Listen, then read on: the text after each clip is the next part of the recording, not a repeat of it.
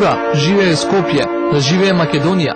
Ова ни беа првите зборови кои ги кажувавме по успешната победа на трите бригади, 12-та Скопска, 3-та Кумановска и 8-та Велешка, против германците за да го ослободиме градот Скопје во 1944 година.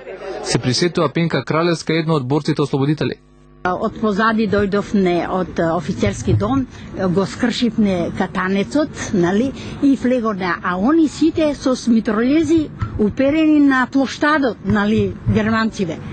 И ние кога влеговне се договоривме како беше, нали, групата 20 души да се рековне да викаме силно ура. Борците денеска повторно ги доживуваа старите спомени. Горди се што учествувале во историски момент, исклучително важен за државата. Овој датум велат треба да го слави цела Македонија.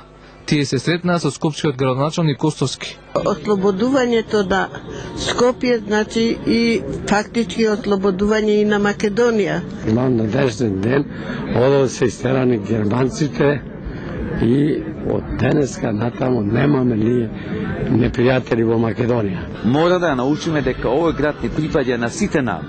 Сите подеднакво да го сакаме и да го браниме и да го чуваме.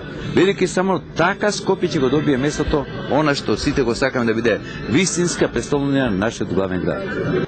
На 63 годишнината од ослободувањето на градот, децата од скопските градинки во музеот на град Скопје ги изложија своите макети на калето, плоштадот и зоолошката градина, направени од коцки. Што направивте? Зоолошка. Зошто правите зоолошка? Така треба. Да, така,